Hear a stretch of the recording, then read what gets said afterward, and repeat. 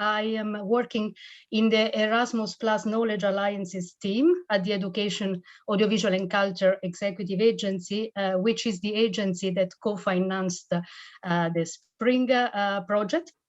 I'm very happy to be part of this team because I really believe that Knowledge Alliances projects are very innovative projects, result-driven ones, and that they are quite successful ones. For those of you who might not be familiar, I think a lot of people today are partners or are involved in Spring, but maybe some external participants are not very familiar with Knowledge Alliances. So let me summarize the main points about this type of projects. They are part of the Erasmus Plus family, but inside Erasmus Plus, well, you know, Erasmus Plus is a very big program, and inside there is really a variety of different actions and different initiatives. What really characterizes Knowledge Alliances is that in every Knowledge Alliances project, we need to have two main components. Higher education institutions, the university world on the one hand, and the business world on the other hand. So this is really the key point of Knowledge Alliances. It is what distinguishes these projects, this type of projects, from other Erasmus Plus initiatives. They are open to any discipline, as we will see later on. We have really currently projects in really so many fields. And they are innovative projects. The main aim is really to boost Europe's innovation capacity, to foster innovation in Europe. So innovation is the main objective of Knowledge Alliances. But inside we can basically see like some other aims of this Knowledge Alliances projects. A lot of projects want to develop new approaches to teaching and learning, new curricula, new study courses. Sometimes it is a full, basically a full program, a full master program even. Sometimes it's a smaller courses. A lot of projects, obviously, because they have this business component, they want to stimulate entrepreneurial skills among the participants, and also stimulating the flow and exchange of knowledge is another aim of Knowledge Alliances. As I said, we've been financing throughout the years projects in basically all possible fields. This list in the slide is far from being complete.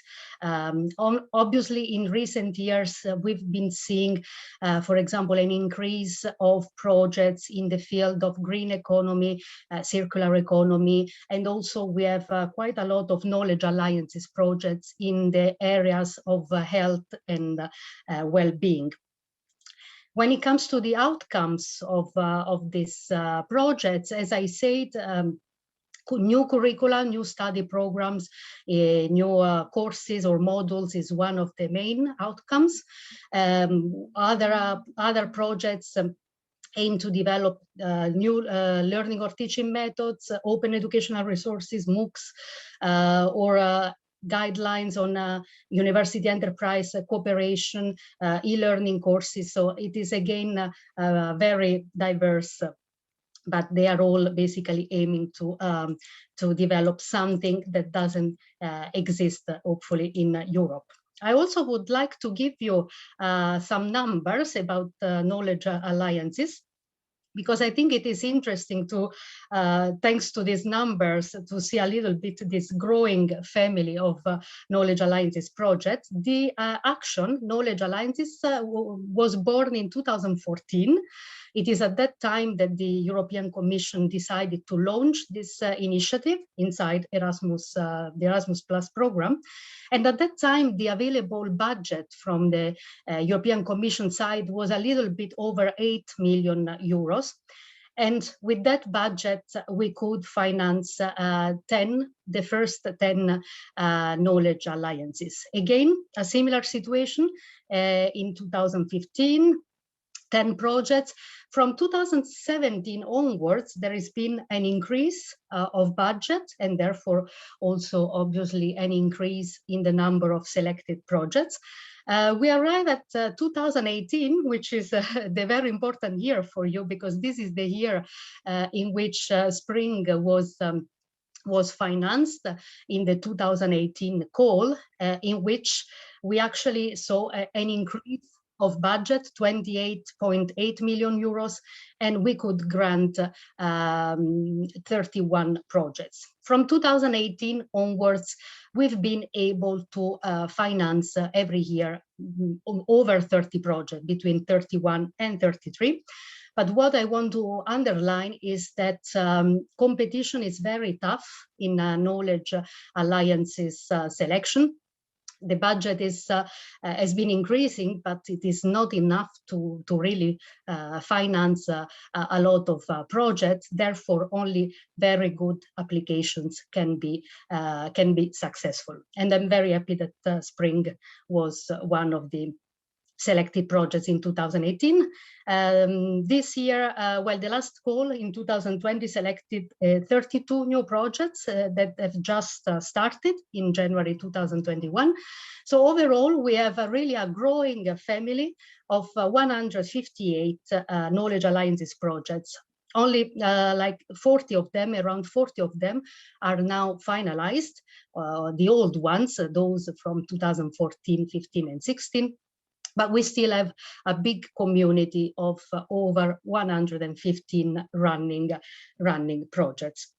And I just included in my slides, just for curiosity, the list of projects that were selected together with SPRING in 2018. So it is really in the same generation of projects from 2018. As you can see, we really have very diverse project, from rural, let's say, rural issues to precision pathobiology for disease models.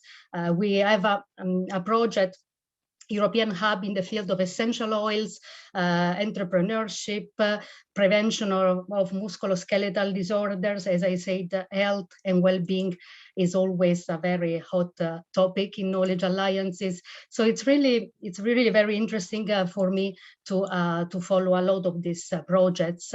We are a small team at the executive agency, and we really try to each one of us to follow a lot of projects. And in the third slide, we can see SPRING being part of this family. And I want to add a personal note. I'm very happy to be the project officer in charge of monitoring the SPRING project. First of all, because there is an excellent cooperation with Salvo and with Celia, and second, because I really believe in the importance of this of the topic of this projects, the importance of family businesses, which are at the heart of the European economy, and family businesses that basically nowadays might be also facing a lot of challenges due to the COVID pandemic. So in thanking you for your attention, I included in my slides some links that you might want to check later on. For example, we have a publication that puts together like the main information of all the projects financed from 2014 till 2018, and SPRING is part of this publication. I'm at the moment trying to update it to include the new projects. But you might want to check this publication already, or to have a look at the Erasmus Plus project results platform that includes all the projects, not only knowledge alliances funded by Erasmus Plus, or at the results of the recent, let's say, meetings that took place in Brussels, cluster meeting for knowledge alliances, and the University Business Forum, in which I had the pleasure also to meet Salvo and Celia. And if you have questions now or later, feel free to contact me. Thank you again for this invitation, and I look forward to this webinar and to the next ones. Thank you very much. Thank you, dear Lucia. We're very happy to have you with us. I must say that I think you have connected in the most relevant webinar of the series of webinars we're organizing during January, February, and starting of March. So it's been 10, I think, webinars all together, because today we have with us as the main speaker, the Secretary General of the European Family Businesses, Mr. Jesus Casado. And you mentioned also that family businesses are the backbone of the European economy, and we all agree with this. That's why we believe this is a very important project. And by helping European family businesses to recover from the current economic crisis post the pandemic and become more competitive, more innovative, and more entrepreneurial, we will really contribute in the European economy. I would like to say a few things about Mr. Jesus Casado. He has been appointed Secretary General of the European Family Businesses since 2006. EFB is a federation of 15 national family businesses associations based in Brussels. EFB aims to promote policies that are conducive to long-term entrepreneurship in Europe. Its members, more than 9,000 family business owners, represent directly a turnover in excess of 1 trillion euros, which contribute more than 9% of the European GDP. Jesus started his career as a lawyer in Telefonica, but soon in 2001 joined the Instituto de la Empresa Familiar, the Spanish Family Business Association, where he started as regional director, then international director and deputy director general. IEF represents around 100 family business owners, which contribute to 70% of the Spanish GDP. In 2018, Jesus became a member of the advisory group at Lorente y Cuenta. I really apologize for my pronunciation. The leading Spanish public relations and communication agency. Jesus Casado has also been a member of the board of the Family Firm Institute, FFI, as most people know it, and a member of the executive committee of the Family Business Network, FBN, which are present in more than 40 countries. The experience gathered in the field of family businesses led to his appointment as a member of the European Commission Expert Group on Family Business between 2008-2009, and of the high-level group of administrative burdens in 2013-2014, reporting directly to the President of the European Commission.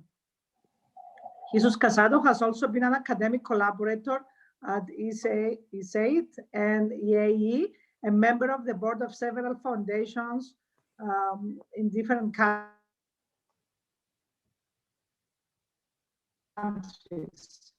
He has been a speaker in an... I think it's fine, Celia. Eh? So we cannot hear you. I should start, perhaps.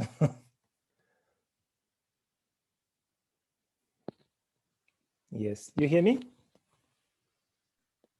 Yes, Jesus, we can hear you. So Celia, I will start then. Well, first of all, I would like to thank you, Lucia, because without her and of course the support of the European Commission, this project would not exist. So thank you, Lucia, for your support, for accepting and being eligible in this project, and we are really happy to serve as a tool that would help most of the family businesses in Europe if possible. And that's obviously thanks to the European Commission and the support to creating this project. So we really are very grateful for this grant and for this support. And then, well, thank you, Celia. Thank you, Salvo. Those are the and Peter here present at some point. Those are the leaders, I would say, of this project. And then today, I was attending a couple of seminars before that. I was thinking of giving it a different approach to my presentation and try to extract some practical lessons that I've been experiencing, that family businesses that I have seen have taken during this crisis, and try to create a conceptual framework to understand a little bit what happened and what could have been, well, the best possible scenarios for acting in that sense. So the first part will be lessons from COVID-19. I will go very quickly on about some myths about family businesses, and then I will focus about very concrete examples of what I considered the examples of resilient and successful companies in Europe, namely the Enochiens, which are the companies that have more than 200 years old, namely the hidden champions. I will explain what is before. And then I will put a very concrete example of the Japanese examples as example of millennial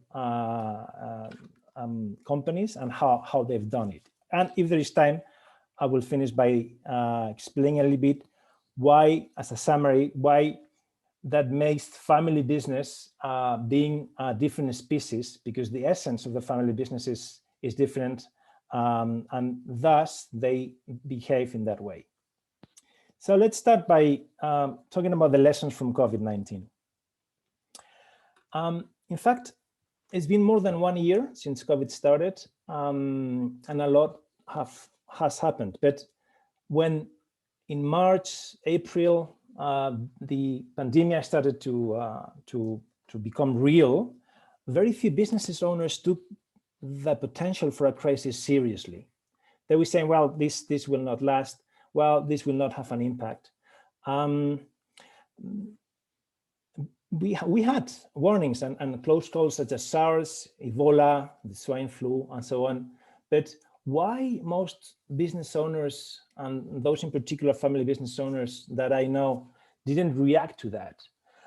In a survey conducted by my common friend, Joe Astrakhan, which I consider one of the best researchers, if not the best researcher in the world of family businesses, he's been conducting a survey among large business owners, especially in the US. And the result was that 60% of those business owners were prepared for a crisis of a cyber attack or a digital crisis, but only 6% they were prepared for a pandemic. Only 6%. Even if I might quote a Nobel Prize Joshua Lederberg, who in 1990, and let me read, said, "Some people think I'm being hysterical, but there are catastrophes ahead. We live in evolutionary competition with microbes, bacteria, and viruses, and there is no guarantee that we will be the survivors." So that is been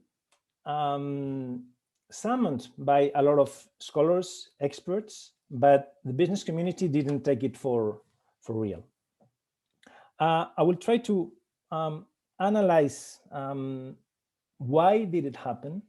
Why did so many people minimize that threat, which was real? Because we don't have to forget that this pandemic was not a black swan, as Taleb would define it, because it was predictable. We knew it would come. What we didn't know is when and what the consequences would be. But there was a real threat that would come. And second, what can we do to make sure that we make the appropriate preparations for future pandemics and other sources of existential threat? I'm gonna talk about, I don't know if you've heard about the Stockdale paradox. Stockdale was an admiral who was prisoner in the Vietnam War. And then he made an analysis afterward, he came back.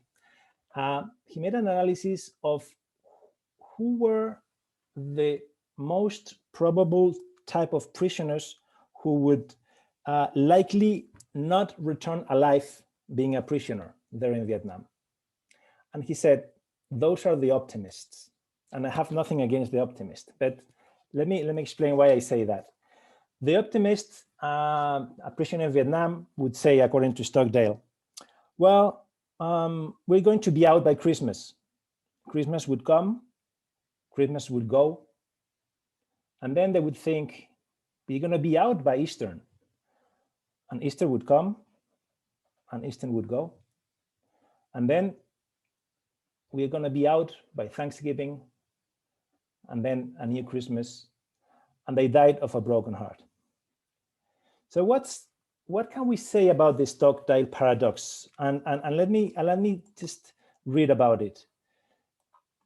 That's the lesson from the Stockdale paradox. You must never confuse faith that you will prevail in the end, which you can never afford to lose, with the discipline to confront the most brutal facts of your current reality, whatever they might be. Basically, what Stockdale says is we have to think for the better, but we have to accept the fact and we have to confront the fact. And why I'm saying that is because a lot of people, when the pandemic came, didn't confront the facts. And they say, well, that's going to be temporary, that will not affect us. So what are the roots of that happening? Well, I've been analyzing a little bit together with some colleagues, namely Joe Astrakhan, the roots of that happening. And I will name 4 reasons for that. One is because we tend to follow the crowd. This is called the bandwagon paradox, which is we will not think out of the box. We will just follow what other people do. And part of that is an obsession of the best practices exercise. Everything has to be best practice, right? You cannot afford to be different. Let me put an example of a very concrete family company that for me was an example during the crisis. We had a conference call already in May. It's the Haniel family, one of the top German groups, more than 5,000 employees. It's an incredible group that has roots internationally everywhere. And they said, well, this COVID crisis is a real challenge, and there are real opportunities. There will be real opportunities because the world will be different. So what they did is that, being German, practical, they said every employee of my company will devote 1 hour a week to concentrate and think about the new opportunities that may arise in the new COVID world. That's, for me, is an example of not following the crowd. Okay, it's just something what I would say a best example of what should be a good practice in that sense. What is another route why people will not react to this fact of the pandemic? Because we mistakenly believe that because something has not happened in the past, will never happen. That's, we could call it the normalcy effect. We see now with the populists arising again as they did in the 30s in Europe. It could happen again. I'm not saying it will happen the same way, but it could happen again. The third one is that we tend to avoid thinking of things that are negative. I would call that the optimism bias, and only tend to information that supports our point of view. I would call it the confirmation bias. And we are trapped in that sense. If we have to be only positive or we have to confirm everything, we will never be able to really be open to something else that may arrive. And the fourth route is that sometimes we are too quick to default to helplessness in the face of a challenging situation that we have not yet seen. And there is where long survivors, those family companies of more than 100, 200 years, they have an advantage. And if I have time, I will explore that afterwards with the Henokian, because I think we have a lot of things to learn from them in terms of how they have coped with a lot of difficulties during their long life.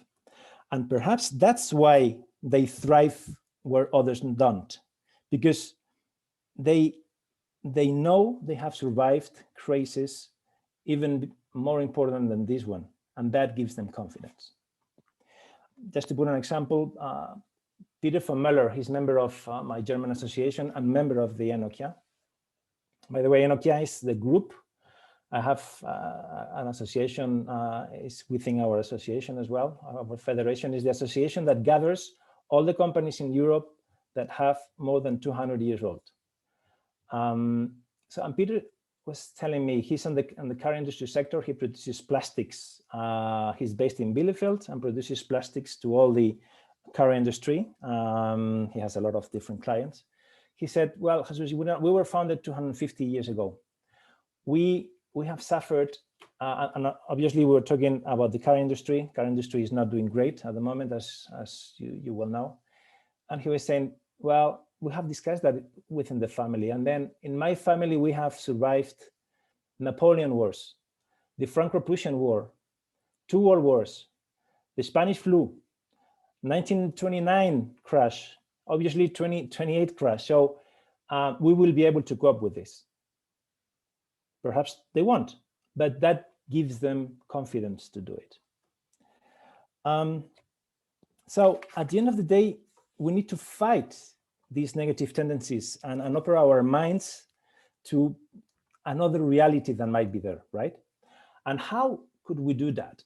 A very practical example I have seen in some families, I would say not all of them, but in some families, is that every board should have a committee that systematically and continuously identifies potential risks faced by the company. And I would suggest that not only in times of pandemic, but as an exercise that the board, from time to time could do. So it often helps to brainstorm the threats and rank them. How would you rank them? So we could rank them in first, how likely is the threat to occur?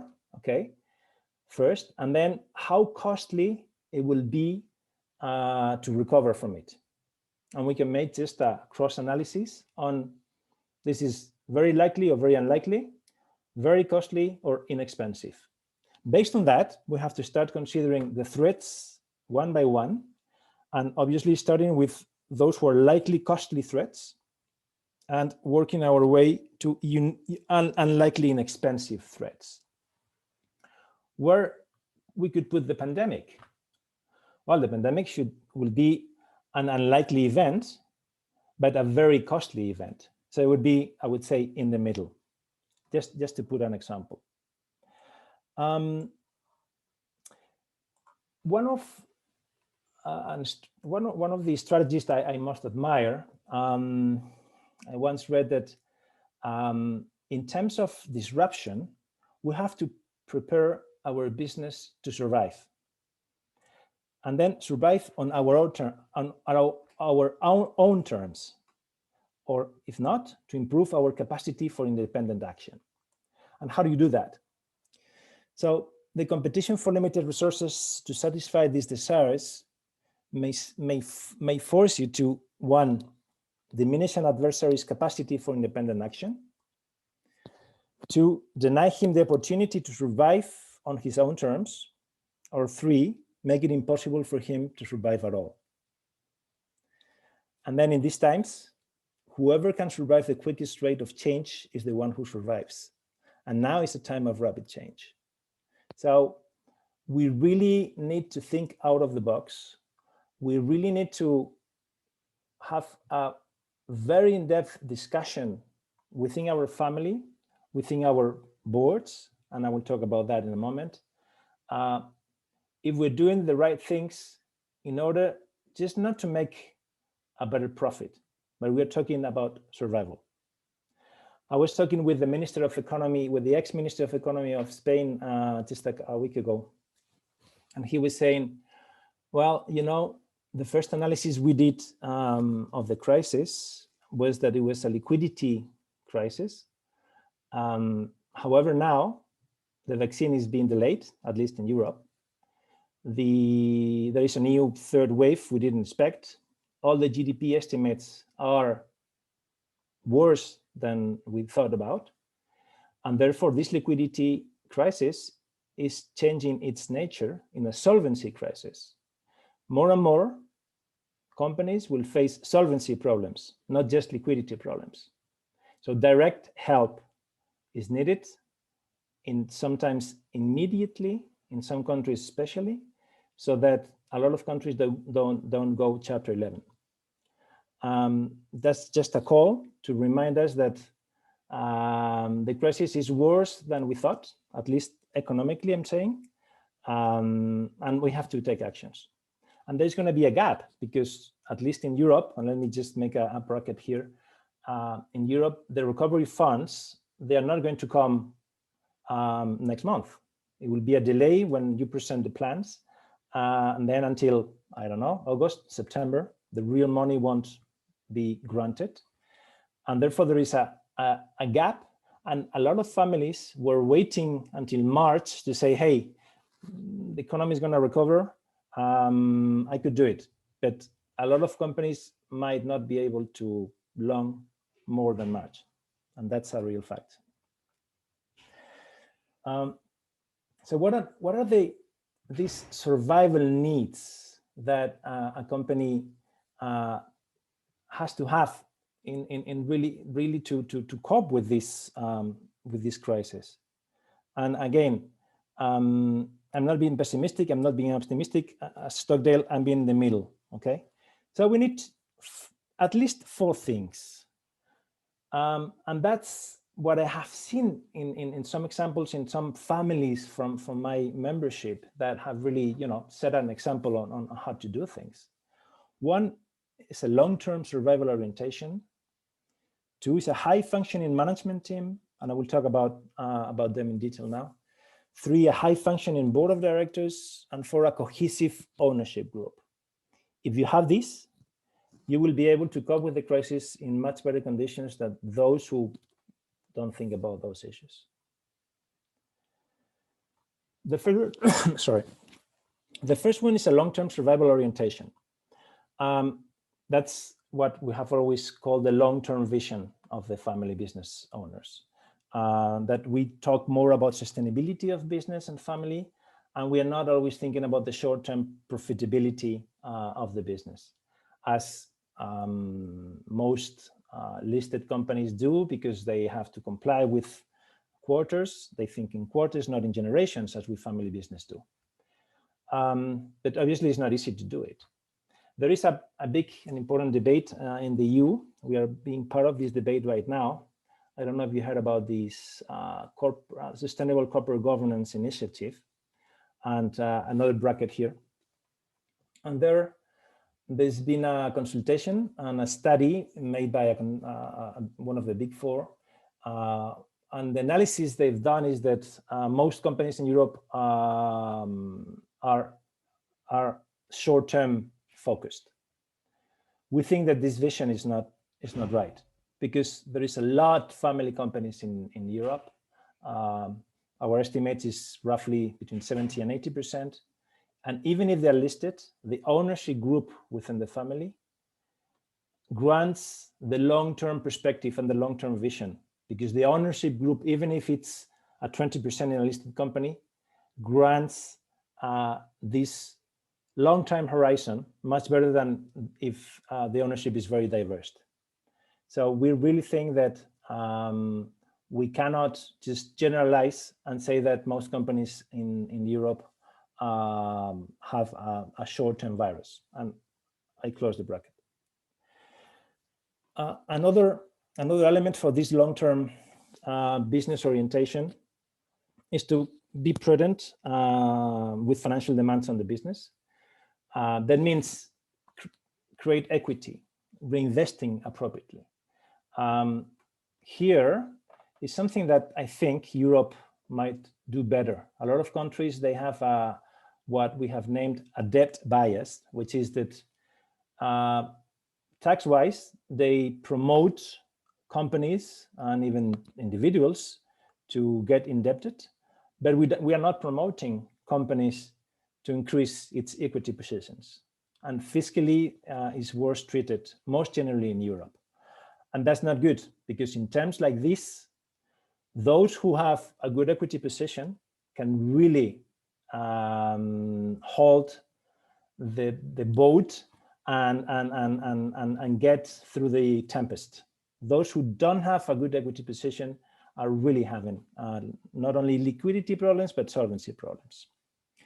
Finally, we have to consider the way that business is organized and manage the tension between organizing for stable times or for periods of change. It has nothing to do the way you organize a business in a stable time and a periods of change.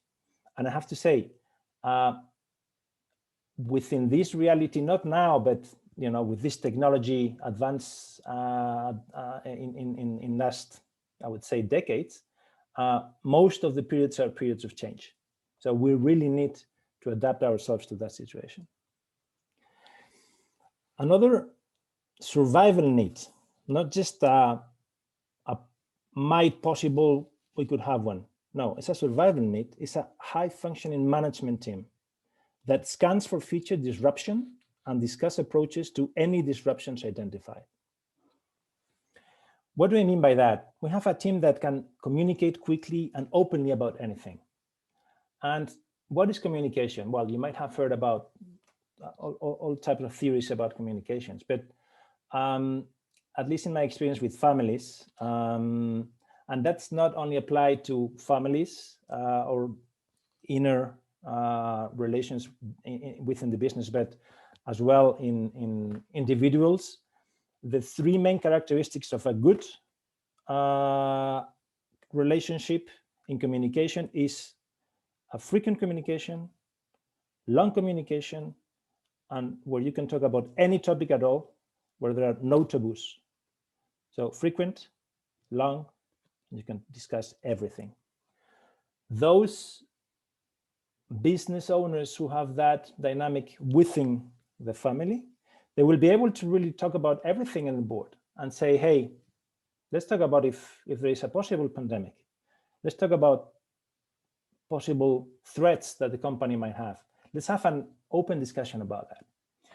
And again, I have seen this past year, most of the companies that I have been talking to, they have, and especially those who are large families or large businesses with a lot of employees, they have extremely developed their communication system.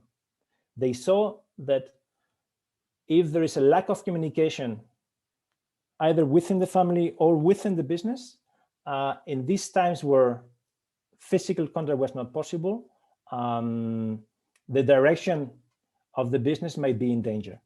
So they have incredibly increased the way to communicate, intranets, obviously the Zooms of this live, but at the same time, they have structured the way in which they communicate. So again, that's a very good practice I've seen in very good family companies. Enhance the communication system so that no matter what, even if it's online, there is a good flow of communication in the family. A third survival need I have seen is that you need to have, and no matter how big you are as a company, you need to have a high functioning board of directors. Call it whatever you want to call it. If you're a small business, you can have an advisory board, but you need a sounding board. You need someone that holds management accountable, and the owner alone cannot do it properly. And you need a body that actively identifies and explores all sources of risk faced by the enterprise. And that's the value added for the board. The board is the next to last defense against unseen internal and external threats. And in the board, you discuss strategy, you discuss the future of the company. And for that, you need a sounding board with the right profiles. And it's not now time to talk about good corporate governance, but I think it's very important to really, bear that in mind, to really consider this is another survival need. And the final one that we think is basically a cohesive ownership group that has a shared and compelling purpose. Here, the purpose is what drives really the cohesion between the owners. The purpose gives meaning to sacrifice and suffering, which are needed to build great and sustainable families and businesses. The purpose shields against selfishness, infighting, and the degenerative effects of an amplified sense of entitlement. And finally, the purpose helps ensure that the pursuit of being personally productive is seen as more important and gratifying than satisfying hedonistic desires. Purpose is perhaps one of the most important elements that I have seen in the families that last, in the families that succeed generation through generation. I will put an example of a business owner I know very well. He has two families from mother's side and father's side. On his father's side, he owns a real estate listed company, now transformed in an energy company, a huge company. Well, he said it in public, so I could say he's José Manuel Entre Canales, Acciona, from Spain. Acciona, he has a company. And his mother had another company, it's called Domecq. The Domecq family, more than 2,000 shareholders, they sold it, okay? And he said, well, you know, what I really lack from that part of my mother's side, the fact of selling the company deprived the family of having a common purpose. And without that common purpose, the family kind of disintegrated. We are not linked anymore as we used to be when the business was there, because the business gave us a purpose.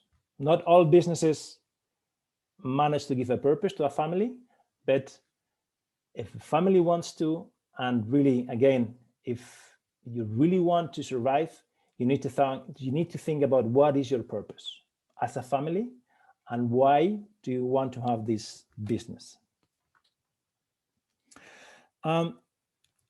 Here, I would like to make a short stop and be open for questions, if there are any, or more than questions, perhaps someone who would like to share an experience or a good experience that you know might resonate based on what I said. So I would like just to hear from you so that I don't talk all the time. Anyone would like to share or make a question?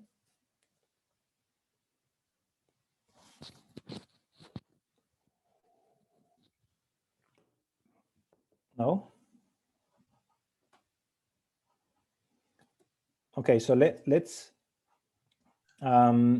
continue. I have a question, Jesus, if that's all yes, right. Peter, of course, yeah. When we, Salvo is going to give a talk and I'm going to interview him regarding strategy, but the big thing to me is the how question. And I think it's very important what you said of giving purpose to the family and getting them to have a common purpose linked together, because that means the family will stay together and face threats together. Mm-hmm. How would you do that? Define the common purpose? Well, you need to let me put you an example that I know. It's a very special family. It's called, sorry, but as I know some examples, I think sometimes it's better to explain that. Mullier family. The Mullier family is a family that owns, well, they are more than 1,000 shareholders. Rania, I know that she knows them well. They're based in Lille.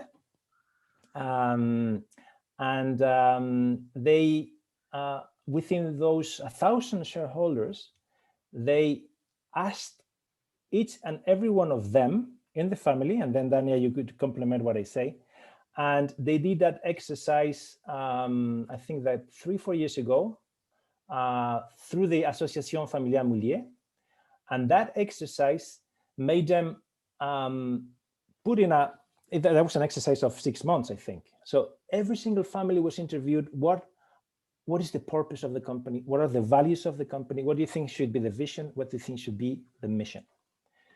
They all gave their insight, and there was an effort from this Association Familia Mulier to detect what was in common on all of them.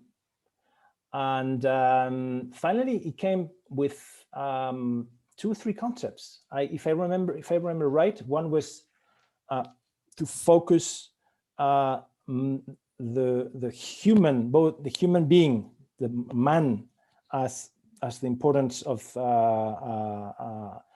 very important for the company. That means, you know, the talent should be protected. 2 was time. We could be patient. We could really allocate time, and together we've done real things in the past. By the way, this is a company that is the owner of Decathlon, Leroy Merlin, Auchan. I mean, it's one of the top business owners in France, and they did it, the exercise as such. But please, Rania, as we have the pleasure of having you here, perhaps you would like to complement what I said. Yeah, I mean, what you said, Jesus, is completely right. And now they have their vision for 2035, and all the members were included in the project. So it's important to give a voice to every family member and to remember what values bind the family members together. And based on that, look into the future. So for this, the family needs to invest time, to invest money, to invest in building structures. Of course, this family has many shareholders, as you said, around 1,000.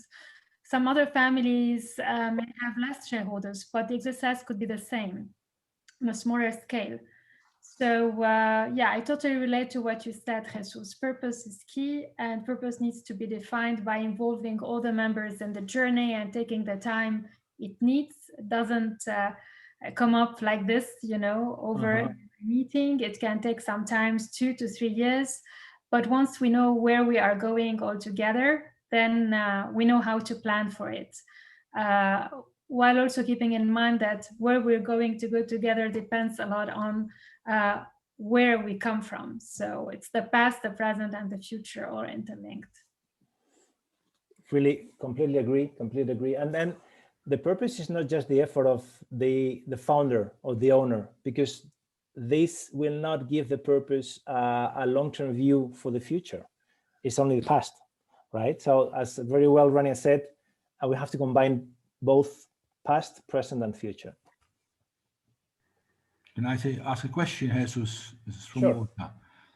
Does it mean that one has to diversify the business into new lines to improve and to meet the challenges, or just revise the structures, as you said, and also Rania mentioned, by involving one and all into the process? Well, this is not a general question. I think that we should. I mean, it very depends on what type of business, what is the environment you live in, you have to compete with, what is your line of the complexity of the business together with the complexity of the family at some point. So there is a lot of factors. I cannot say you will have to diversify your lines of business as a general rule. I wouldn't say that. But we have experts in the room, so I'm happy to be complimented.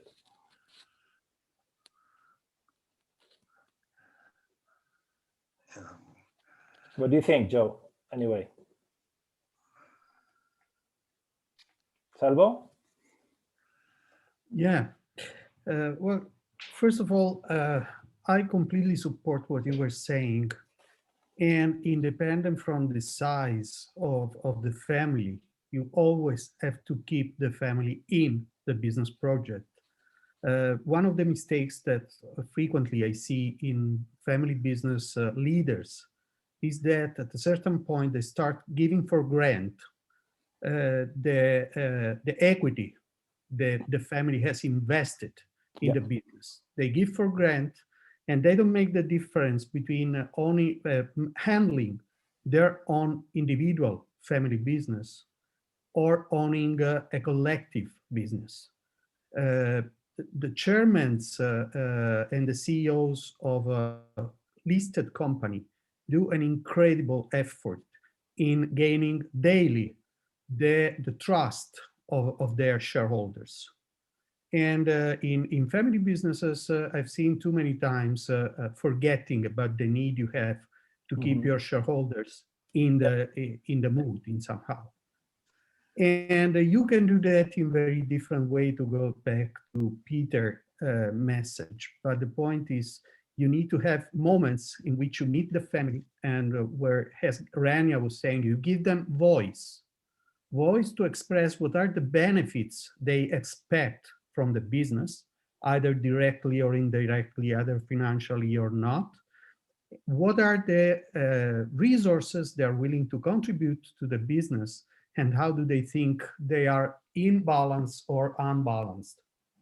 Because the ability of a family together in bad moments mostly depend on how much they value the effort of doing that on the one hand, but also on the ability they have to work together as a cohesive team. And this is not gained in bad moments. You have to do that in good moments if you want to have that work in bad moments. So I'm completely in your line. You need to, and the example of large businesses can very well be learned by smaller business. Because there was one question I wanted to ask you when you were speaking about the board of directors.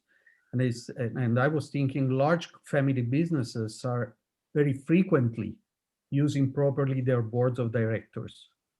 And do you think that could be useful also for medium-sized companies? Well, absolutely. There is no doubt. I mean, I don't have any doubt about that. Obviously, we have to, we cannot compare the board that perhaps a large company might have with a small or a medium-sized company. In a very small company, we might start with an advisory board where we use some external advice from someone out of the family. We cannot dream of getting the ex-CEO of General Electric in our board, okay, as a listed company. But between that and not having anyone and just being the family, there is a lot of possibilities, right?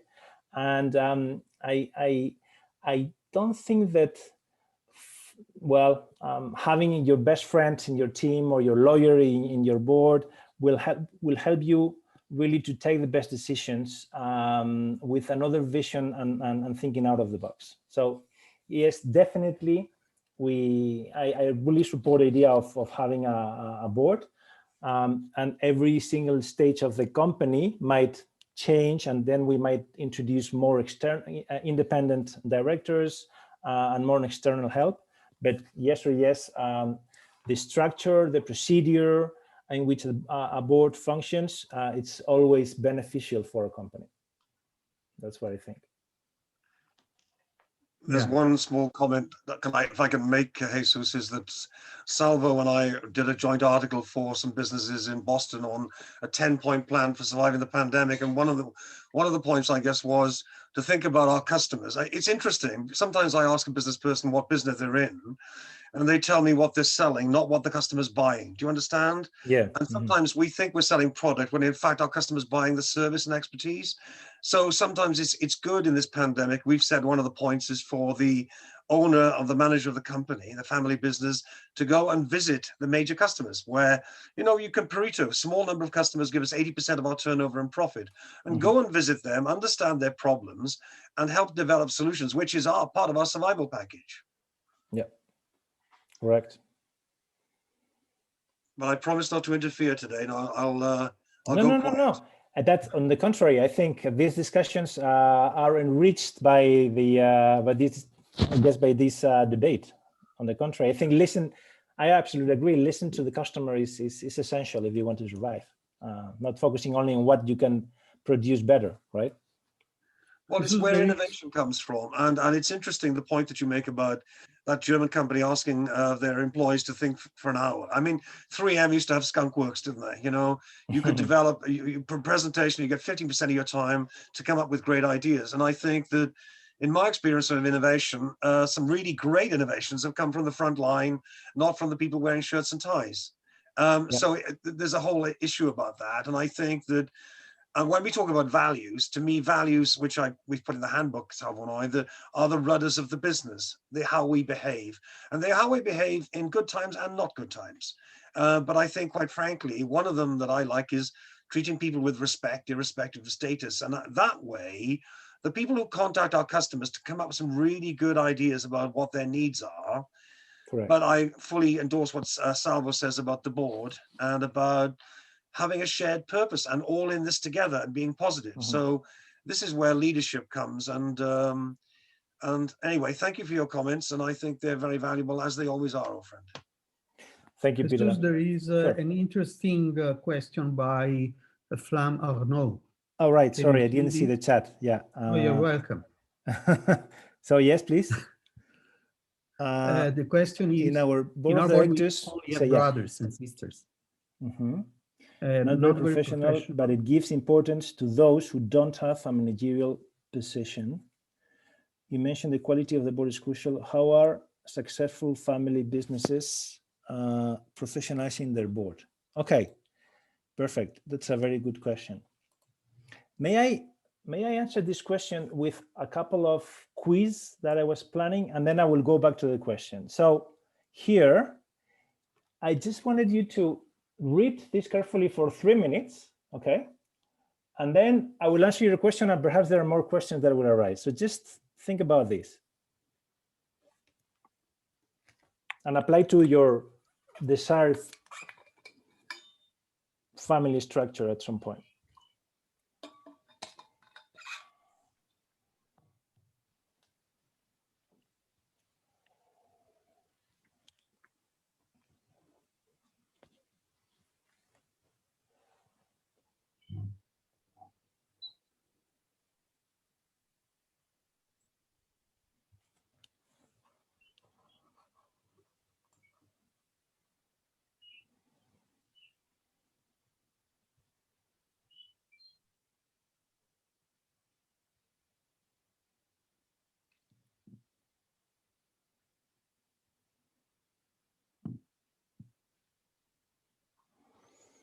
Okay, so I think you all have read it. Let me answer Arnaud in that sense. I will answer with, for instance, this question. Are all members of your board able to meet the demands of the company in the next 5-10 years? Are your brothers and sisters going to help your parents to go where you want to go in the next 10 years? Or do you think you need extra help to do it? And I'm not going to answer for you. You will have to answer for yourself. If you think that's enough, it's fine. If you really think that you're missing some of the capabilities that will get you there where you want to go, you need to seek external advice and external input in your board. I will just put an example of the CEO of Russell Reynolds, who once was in a conference. I invited him, and he said, well, the wrong thing that a lot of companies, even huge listed companies, are doing is that they choose the CEO based on the experience, based on what the company needs right now. But a good CEO, a good company should first think about what they want to be in the next 10 years and define the skills of the person that will get them there. And then we will look for that profile. And again, this is the same with the board members. So if you have that competence inside, it's fine. If not, you will have to supplement, I would say, with some external help. And well, those are just questions that may help you reflect about, what are you missing? What is missing in your board? What is there that you might get better?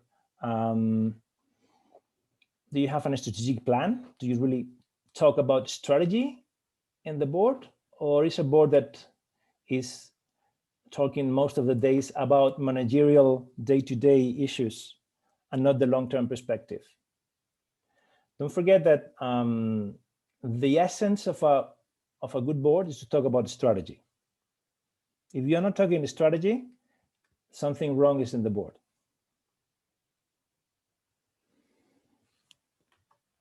Well, Arnaud, I guess I have answered your question, and if not, I'm happy to just interrupt and then let me know if I can help you. That's way. Thank you, Jesus. Yeah. Okay. Another list of self-reflective questions I would like you to think about, and obviously, if there's any other question, I'm happy to create a dialogue. What about this ownership? To create a cohesive ownership group. Just if you please read about this for a few minutes.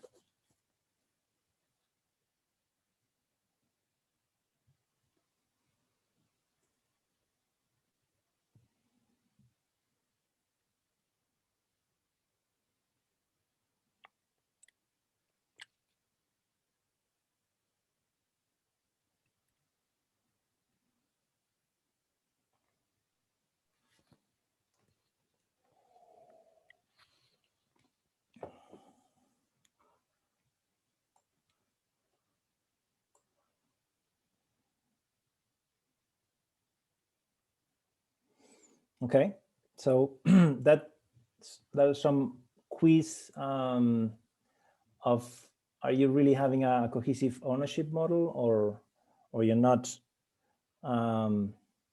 creating that sense of community within your family to really talk about even purpose together. So is there any questions about that? Because if not, I will go through the next part of the session, which is the some myths about family business. I will go very quickly because this is going to be the introduction for me for the next for the next thing I want to share with you. Well, some myths about family businesses. I don't know if you've heard about that from previous presentations, but well, sorry for that. One of them is that family businesses are always small and medium-sized. Okay, I guess that all of you here know about big family companies, obviously in Europe, but perhaps you won't know that you have the numbers that the Wallenbergs in Sweden control more than 50% of the market cap, or that 20 groups in India, they have 60% of the private sector assets. Or the Ayala family, only one family, have 25% of the market cap in Philippines, right? So they're just very concrete examples to say that, hey, family company, and excuse me, but I always use that sometimes for the politicians who really misunderstood what a family business is, right? Another one is that family businesses are normally less efficient than large non-family multinationals. And that's so far from reality, right? There's been studies everywhere that really show how the efficiency of the family business model is even better than the non-family business model. There was, in concrete terms, a study, EY, it's a bit old, this one in 2017, and you have the numbers there. I don't have to explain every single item of it, but the performance of family companies, if you see there, in jobs created, in turnover growth, in cash flow growth, it's always better, except in return on earnings, it's always better than, it's always bigger in family businesses than in non-family businesses, even in return on earnings. And the last one, the last myth that we've heard about family companies is that they last less than not family companies. That's based on a study that John Ward did, some time ago, and he compared the family business third generation typical average of survival to the number of companies from Standard & Poor's or the McKinsey 1000 that lived for the same time. And there we saw that, you know, Standard & Poor's had much less number of companies that lasted 50 years or 47 years than the average of family companies. And therefore, they last even longer, they're more efficient, they are not always small. So it's a model where we can learn from. But in concrete terms, what I'm going to talk about is 3 types of companies that I've been following, and that for me are very good examples of what other European or world companies could do based on their example. One is the Nokia. I have already explained what the association is, so I don't have to explain it again. I've been invited to a lot of meetings with them. Well, there is Peter von Meller. He's here in the front line. He's one of the guys I've talked to you about. All of them, they have more than 200 years. It's a world organization. They have people from Japan as well. And there was a study made by INSEAD, where based on the interviews of the whole group, they decided to analyze what were the key elements that made those type of companies well, last longer than others. And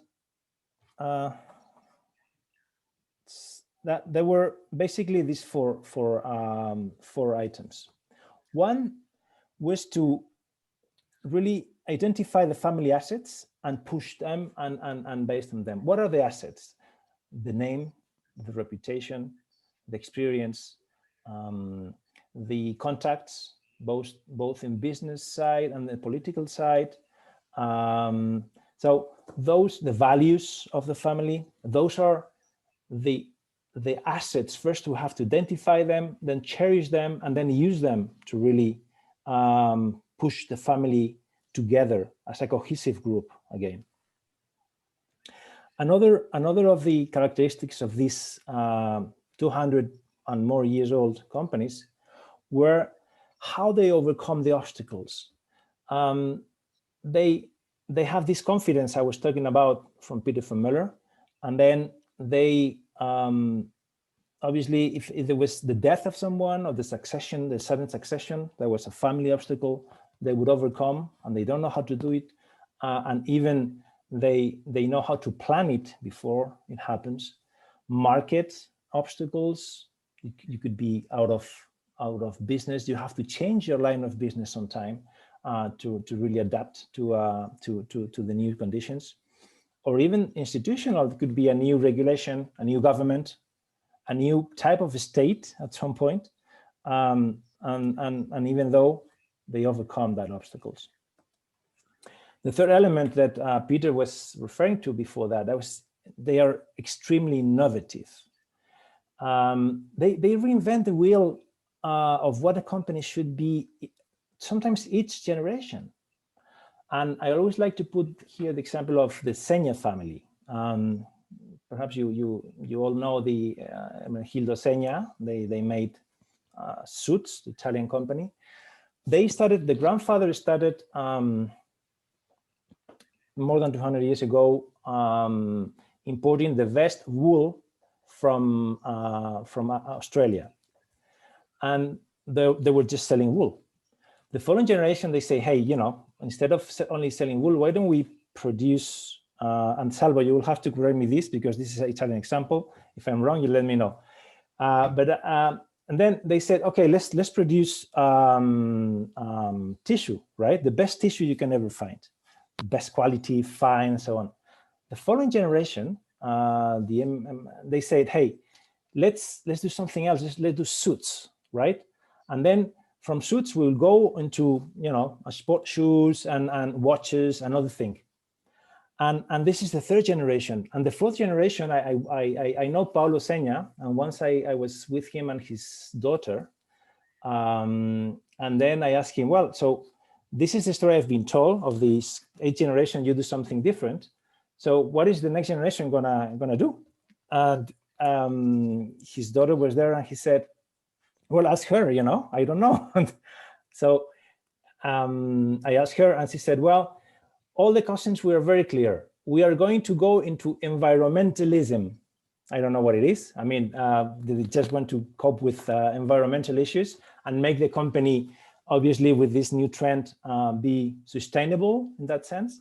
But again, they wanted to be innovative. They cannot avoid the sustainability issues that you have to cope with these years. Again, the next generation of the seniors, they were saying, hey, we have to go with the time if we want to survive. And then, Salvo, do you want to comment on that or not? Or because I know you, I'm sure you know the family, no? Okay. Well, and then finally, you gave a perfect picture of this family and their business, and on how you can really reinvent your business in the present time. You don't need to completely change industry or sector. What some companies have done, think about the Falk family. The Falk family was in the iron industry. When they understood that the dramatic changes the iron industry, the iron sector was experiencing, they understood there was not going to be more space for them in that industry. And they sold their business, they liquidated part of their business, and they started a new business taking advantage of what they had learned about energy production in their iron plants. And now they are a quite successful group in innovative energies. So this is exactly how you can evolve leveraging on what you know, what you have learned as a family in business from your previous experience, but always looking at how the world around you evolves. Absolutely. Thank you, Salvo. You're welcome. And then the final item of this, I mean, obviously each family does in its own way, and this is just creating abstract category of something which is a very concrete example. But the last item is planning succession for longevity.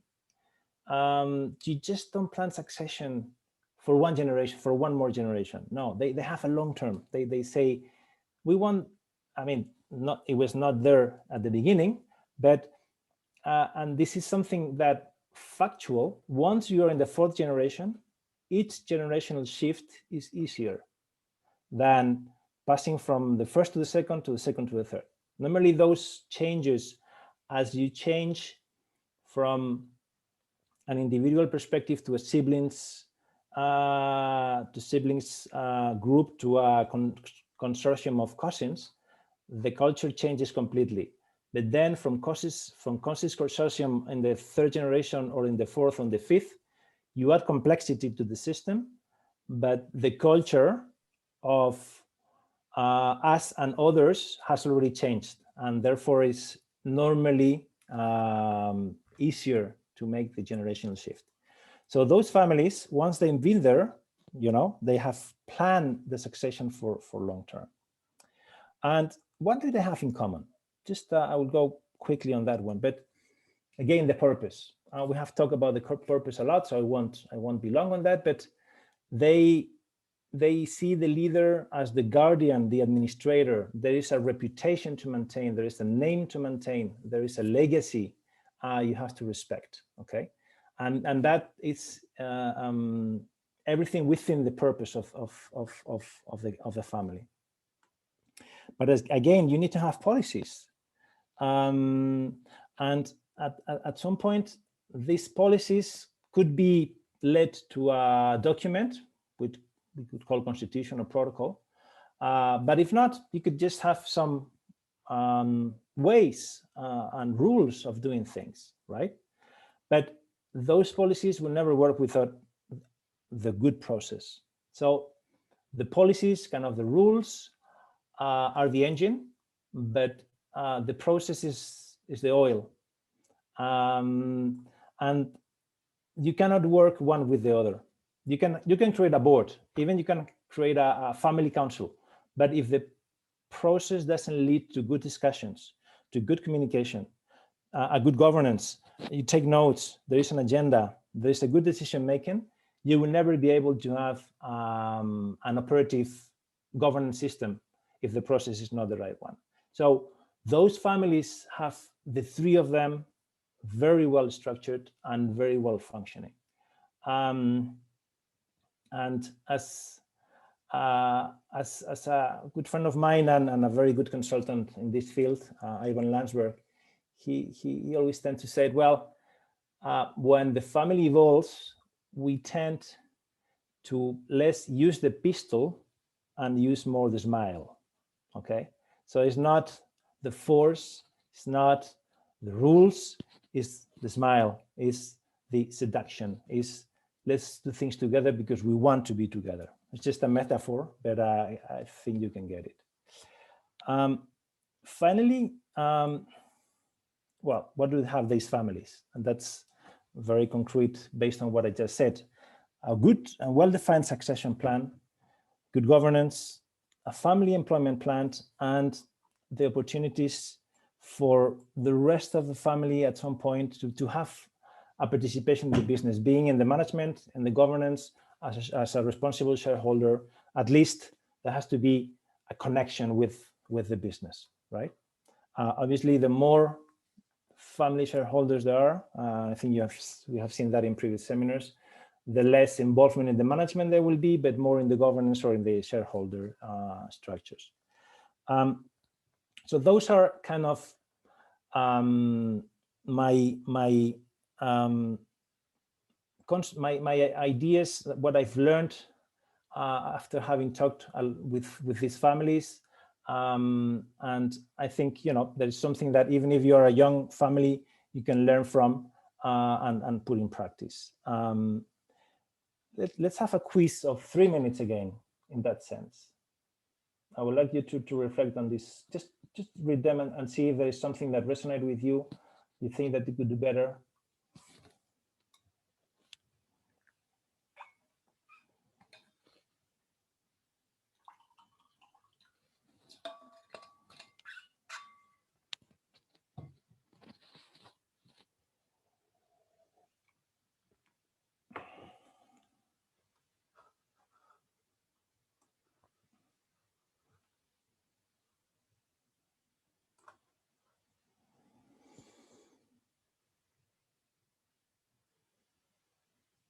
Okay, so that's one. And that's another one on possible family problems. Now we're talking about these issues.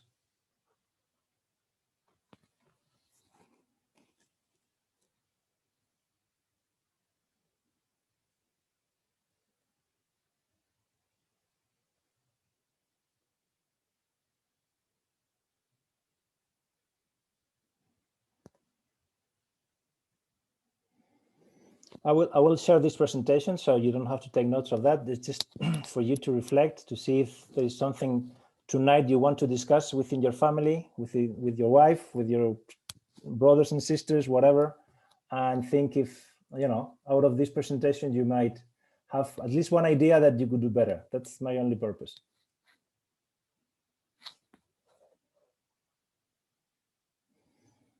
Okay. Any questions so far? Jesus. Yes. First of all, thank you for this gold information you are sharing with us today. Thank you.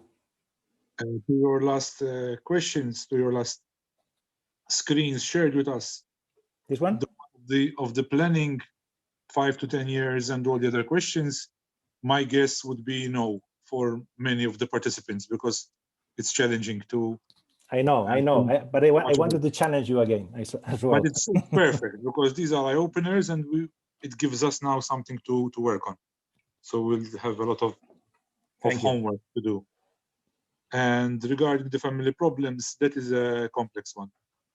One of the questions is, how do you use the family to resolve or avoid conflicts? Sometimes there are two faces to this of a coin, to this question. One of them is that the family will resolve the conflict because of the hierarchy of the family and respect, etc. So usually the parents intervene, and because of respect, how can I say this? The respect by the arguing siblings is great for the parents, is greater than the argument they have between them. Sure. On other times, it's challenging because, like children who are 3 years old, they try and get the attention of the parents from the other sibling. This grows with us, so it's not easy to resolve an argument between siblings by involving the parents, because both arguing siblings want to have the parents side with them. So this is a challenge we all face. There might be solutions mentioned today by your kind self and even your colleagues in the past webinars of having an external input. But when there isn't, you can have either of both. So either it goes well or it becomes a bit more sour. Correct. That is my take. Yeah, Thanks you, again for being here today with us. Thank you, a pleasure. But you're absolutely right. You're absolutely right. And if there is a conflict, there is. I don't agree. You always need an external help. An external help might be useful, but as well, what is useful is you as a family, and doesn't have to be a business family. In my family as well, you need to at some point establish some conflict resolution rules. Like, I always tell to my wife, there is a rule in this house: we will never go to sleep before solving a conflict. You never go to sleep without talking something before sleeping. We have to solve whatever. If you sleep with it, it gets deeper. So just face it. Talk about it. We have to face it. Don't just go somewhere else. There's people who say, "I go to a hotel." No. We have to discuss that today before we sleep. That's a rule. Just a very silly example, but you can implement rules to solve conflicts. Can I share something which might help a number of families? Of course. A very sharp, short 3-letter word in the English vocabulary. It's called ego. Most of conflicts, I think, even from experience, is because of the ego being challenged. I am following an amazing author. His name is Eckhart Tolle. Oh yes, of course, I know him very well. Yeah. From The Power of Now. He highlights and makes the individual become aware of his ego, and ideally to separate himself from the ego when there is a conflict. Because in reality, it's the ego which is becoming offended and not the individual. And this has changed a lot for me. So I try and become aware if there is a disagreement. Am I offended or is my ego being challenged? Just wanted to share that. Absolutely. Can you tell exactly the name of the book for the audience to know about it? Now. Sorry? The Power of Now. The Power of Now. This is the one. The Power of Now from Eckhart Tolle. Tolle, right? Yeah. Tolle. Amazing. That's a very good book. The Power of Now. That's there are a lot of short interviews on YouTube. So for people who don't have time to read, whilst being maybe stuck in traffic, they can listen to this wise man. And there is also a new word. I haven't read that. But the power of now will be enough to solve conflicts before they arise, if the two arguing factions are aware of this teaching. Yeah, that's a very good book. I agree. Thank you, Kevin. Thank you for sharing. Thank you. Anyone else before I continue? Sure, Salvo, please. May I also? Yeah, I think that I'm completely in the line of what has been said before, but I also think that an important point in families, in business, is to try to diagnose the conflict that is going on, because there exist different types of conflicts. There are conflicts which are called cognitive, and they can be either for the goal or for the process.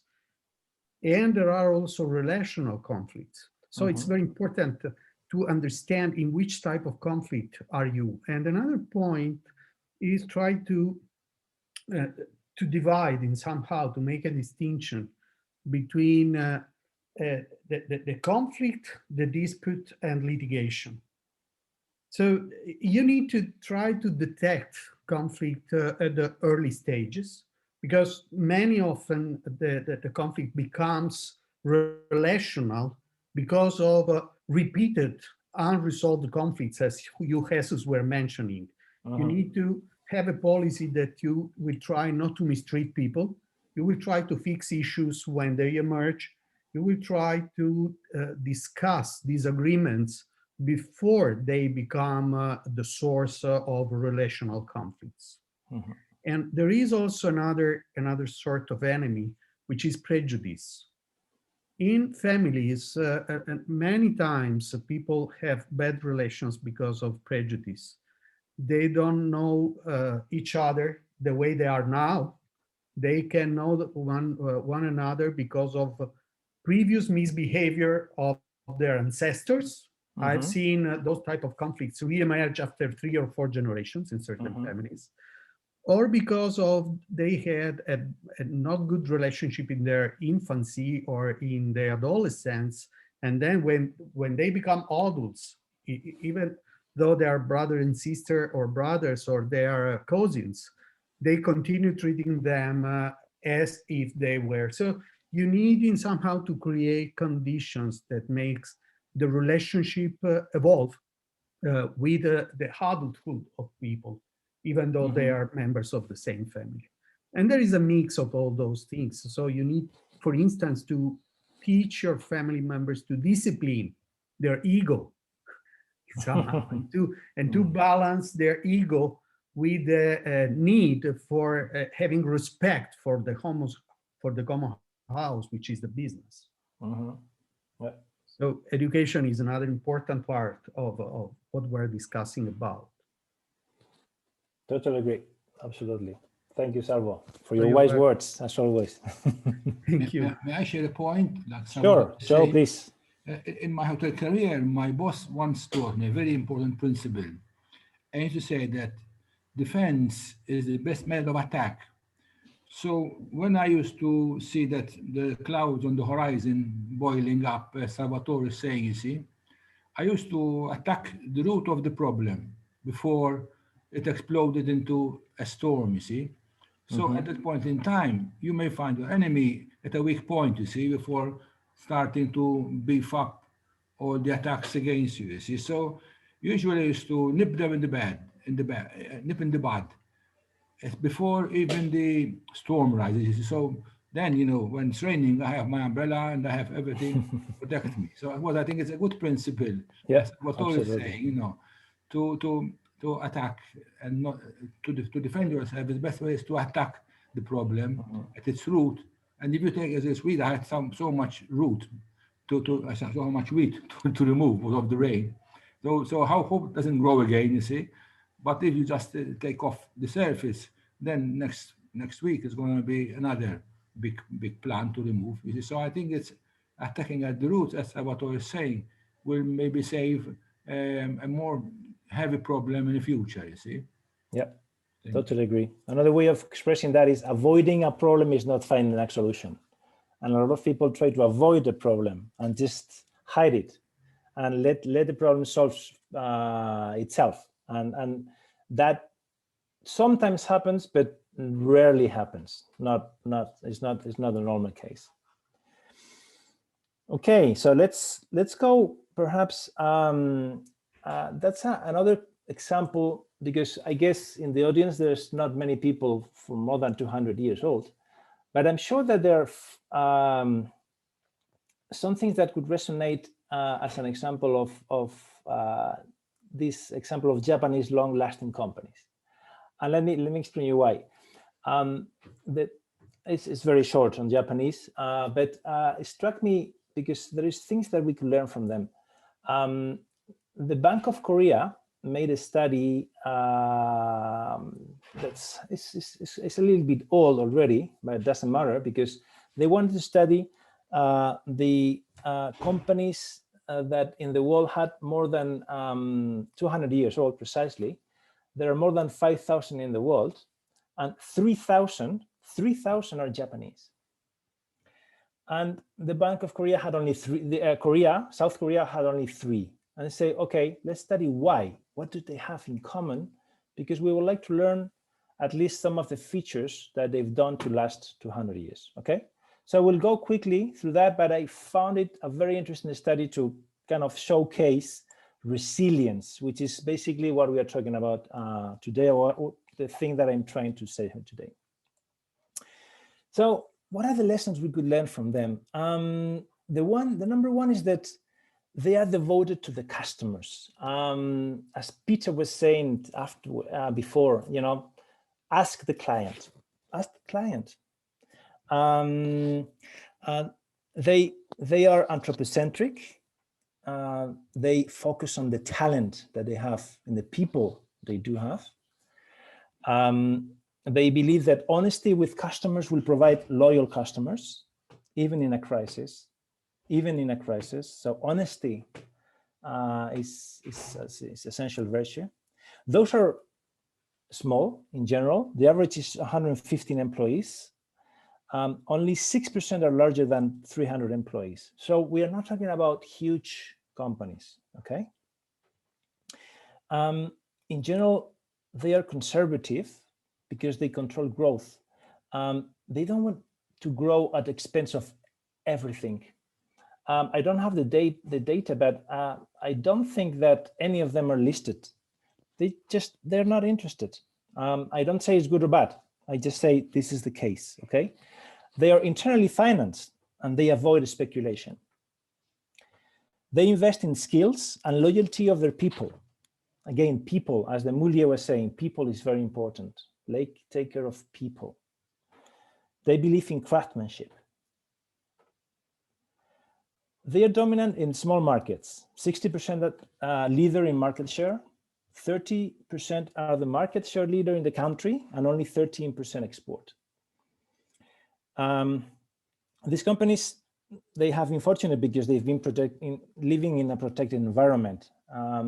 We have to, realize that Japan was, as you know, is an island and was the last. It's the most endogamic culture in the world because it's the last country that was conquered by any third country.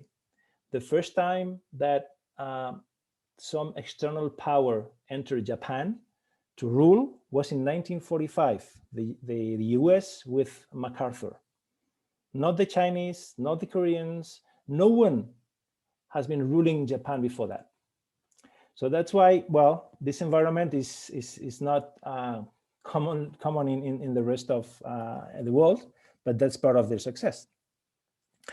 Well, they have a special system of succession because they don't have to pass it over to the next generation in the family by force, but they are very comfortable adopting a son. Right? This is as the Romans used to do, right? They could adopt someone in the family and this is the successor. In fact, 25% of successions are to non-family, those adoptive successors that I'm telling about. This, we won't do that in Europe, of course, but this is what they do sometimes. And only 75% follow the family lineage. And for the most part, they forbid the employment of in-laws. I'm not saying that this is the best way to do, okay? And I'm just saying that this is what they do. And finally, the ultimate purpose of the company is not the profit, but its continuation. That's something that we have been listening in the whole presentation, because at some point, connecting with purpose is the two quintessential elements that makes a family really last. And that's what I wanted to share about the Japanese model. It's only that. I guess there are no questions because it's quite clear. It's a very special model, but it's a model is worth knowing because of its special characteristics. And the final model I would like to share, and I know that we're just 15 minutes ahead of the finish of this seminar, are the hidden champions. I don't know if you heard about this word, hidden champion. It's a term that has been created by Hermann Simon, which is a German consultant, and he identified some companies. You see the examples there in the screen. Perhaps you know some of them. I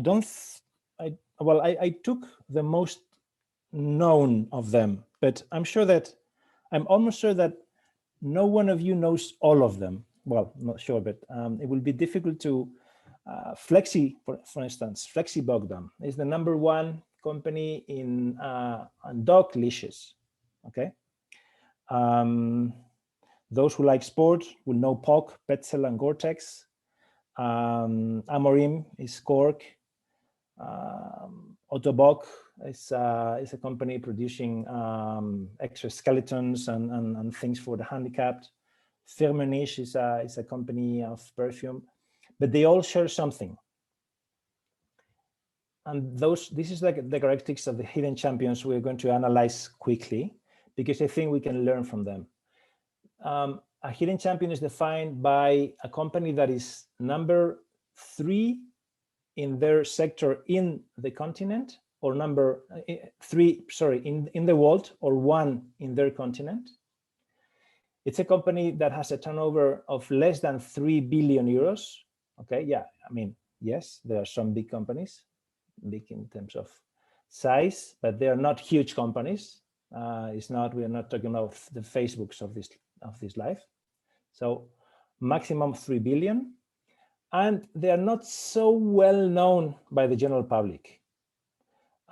So it's not a brand like McDonald's or Google, okay? So this is the definition of a hidden champion. US is the home of unicorns.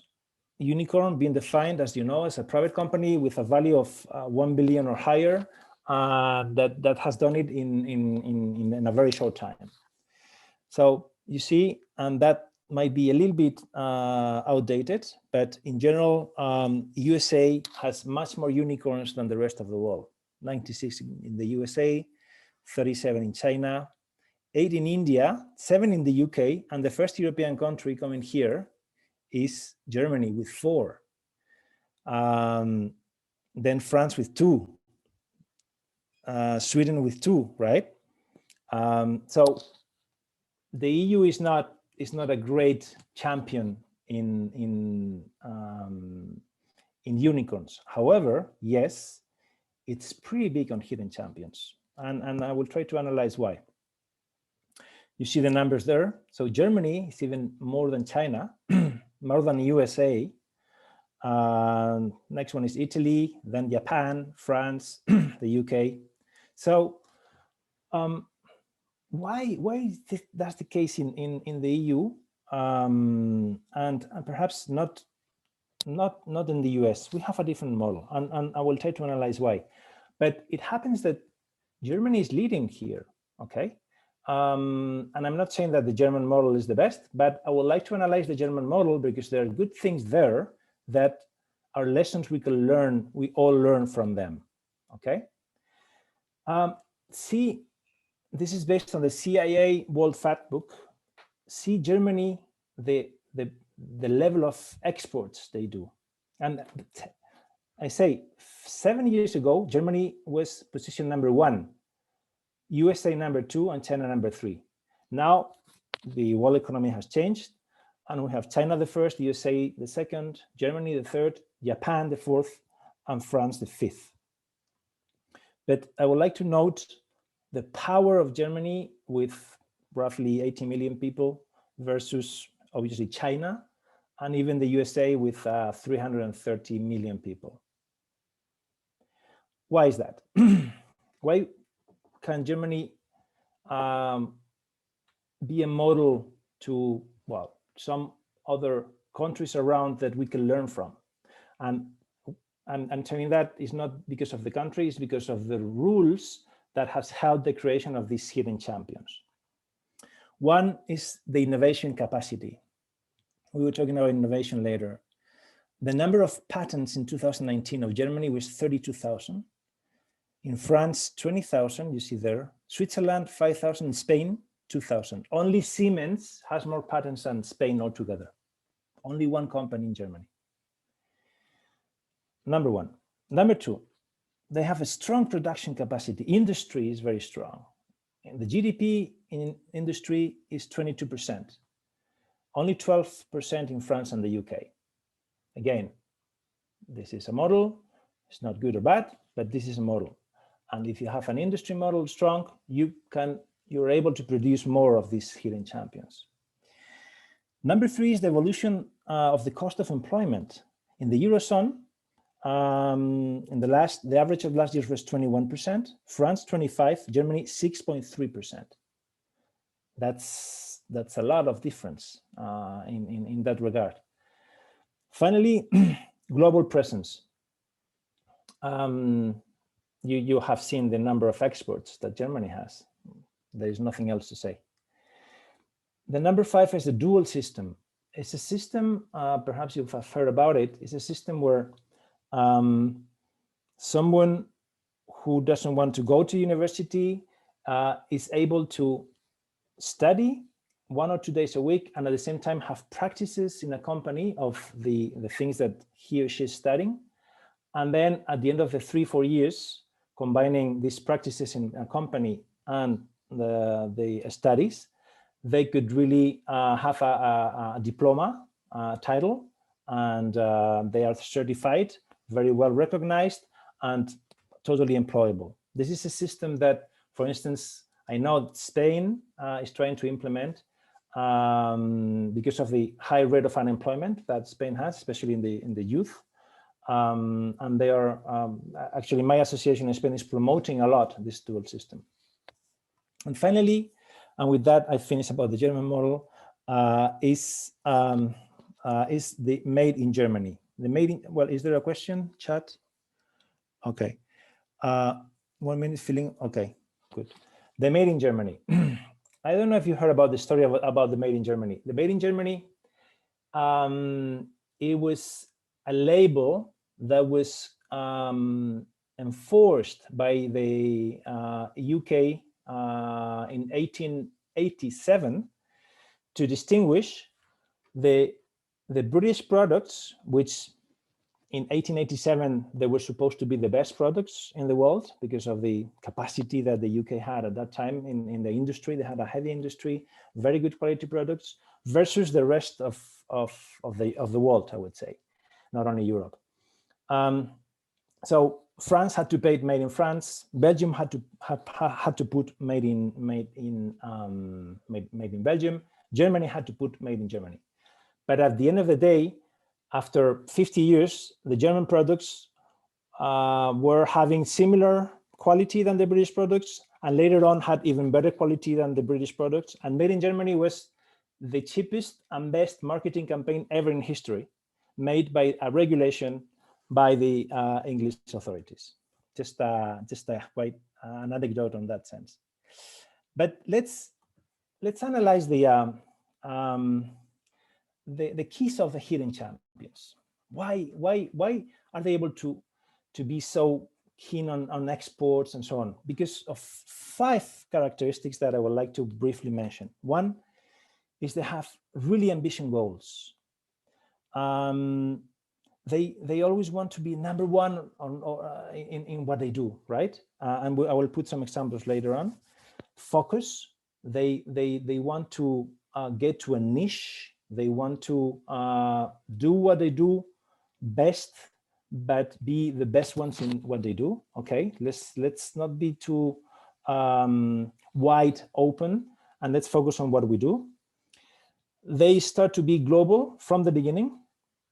They innovate a lot, and they have a special leadership model, which is a family leadership in more than 85% of the cases. I will go one by one very quickly, and then I will be open to questions. Ambitious goals, I will put some examples here. Rittersport. We do not think in years, but in generations. Again, this is a very family slogan. 3B Scientific, we want to become world #1 and remain in this position. Or Kalmayer, we don't want our world market share to drop below 70%. Ambitious goals. On the focus, a very example is Ullman. We have always had and will always have only one client, the pharmaceutical industry. We only do one thing, but we do it well. Flexibotgam, we might do only one thing, but we do it better than anyone. That's the dark cliches. Globalization is well, the orientation of a typical hidden champion is from the beginning, and precisely in this online world, to be global. The local market is not enough, and not only to sell, but to produce there. And innovation, you have the number there.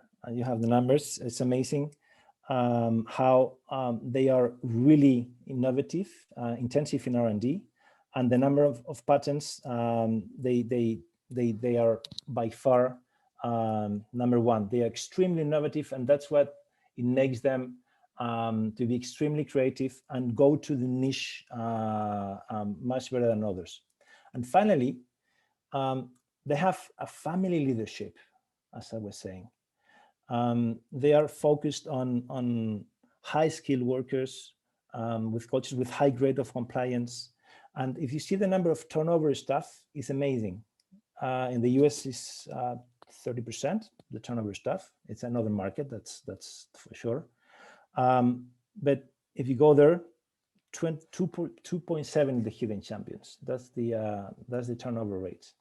So what can we learn from them? And with that, I will finish, and then I'm open to the final questions and wrap up. But Theodore Lovett, one of the Harvard professors I really admire, said that sustained success is largely a matter of regularly focusing on the right things and making a ton of inconspicuous improvements every day. That's what this type of business, the hidden champions, do.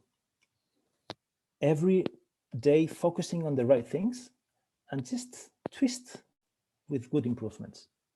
But then as well, and it could be applied for any of you, you don't have to build a replica of Silicon Valley to prosper.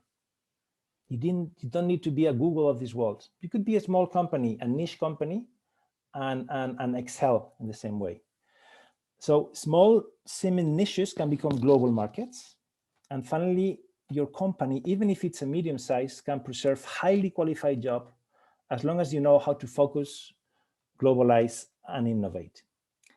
And with that, I would like to end my presentation saying that the family business model is a model that I would say, perhaps if I say it's superior, it will be too arrogant because I represent them all. But I honestly think that they have characteristics that creates an essence of resilient companies that are really well prepared to face this crisis and any crisis if they really plan for the long term, if they really have high effective boards, if they do have good processes internally that will canalize a good communication system. So in reality, I think we have talked about a lot of concrete ideas in this session. There's been a lot of great questions, and I'm glad to answer the last questions if there are any. And if not, it's been a pleasure of sharing this presentation with you all. Thank you.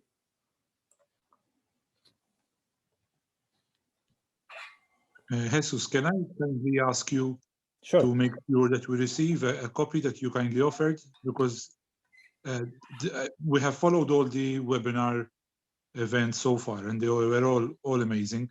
This one is one of the best ones I think we personally I attended. Well, thank you. If the organizers could share the slides, I would be really grateful. I don't have any problem sharing the slides. Yes, it's up to the organizers. Yeah, we will collect all the recording of the webinars, because we have recorded all the webinars, and of course we have all the slides from all the presenters, And we will upload all the webinars, the recorded ones with their slides, in the online platform that we are now building for our spring project. So you will have a collection of the 10 webinars, as well as more material coming of recorded sessions from the team of our spring project. We will be announcing this in the following weeks once we make our final decisions on how this will work. The kids are ready to come into the room because they're bored. So we really want to thank Jesus. Do you have any questions? I can see some of the comments coming, and they're very nice comments concerning Jesus' presentation. Thank you, everyone. Very insightful, very practical in terms of giving us real examples of companies from all around the world. And that's great. And I would like to remind all of you, please, to spend 2 or 3 minutes. Naya has posted in the chat a link to our online questionnaire for the evaluation of this webinar. It's the same link we use for all our webinars. The title of Jesus' presentation was, I'm just reminding you the title so that you select the right webinar, was Practical Lessons from COVID-19, the Family Business Approach. Thank you all for your nice comments. We really appreciate it, and we really want to thank Jesus for doing a great job.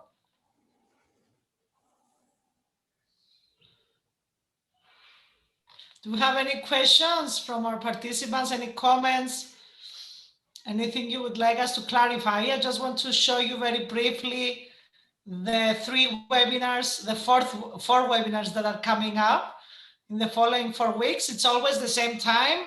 It's Tuesdays, 3:30 to 5:30 CET time, Central European time.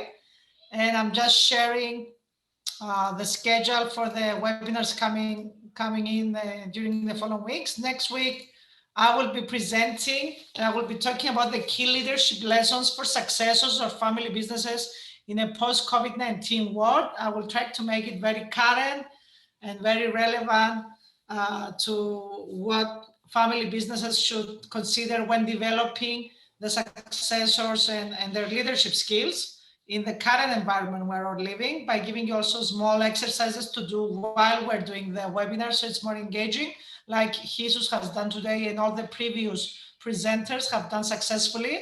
Then on the 16th of February, we have Mr. Andreas Kouparis. He's the executive chairman of CYBAN, the Cyprus Business Angels Network. He's an investor and mentor to startups and SMEs in Cyprus and Europe. And he will be talking about the issue of external investors in family business and how you can handle this issue, which is very interesting for family business, of having people investing who are not family members. On the 23rd and of February and on the 2nd of March, we will be doing something completely different. Our coordinator, Professor Salvo Tomaselli, who's a professor at UNIPA University and an international consultant on family business in the past 25 years, with Mr. Peter Jenner, who is a very experienced consultant on family business and more specific on succession programs for the past 35 years in the UK and abroad. We'll be doing an interview type of sessions where they will be giving us very interesting insight on the family business recovery post the pandemic and the next generation issues, as well as family business succession planning and how to build confidence for the future. So it will be very interactive in terms of having both Professor Tomaselli and Mr. Peter Jenner together in the last 2 sessions. And I really hope you all participate in the next 4 webinars we're planning. Yes, Keith Abella, that's a great comment. It's like we have fired up our version of Olympic family business flame. That's a great comment. So do we have... I just mentioned, Celia, that we mentioned to everybody that Salvo and I are writing together a handbook on family business succession. So we'll be explaining that in our seminars so that everybody can have a how-to process, which will be enriched by the seminars that we listen to and particularly what we heard today. Yeah, I would like also to add to what Peter is saying, that we will be sharing with you a number of very insightful questions which have been developed by Peter, Salvo, and the rest of the Spring team during the past 2 years on the current state of your family business over a number of pillars, which are very relevant to succession planning. And this kind of interactiveness and self-reflection that we'll be going through, we will all be going through in the last 2 sessions, I think will be very useful, practical, and thought-provoking for all of us.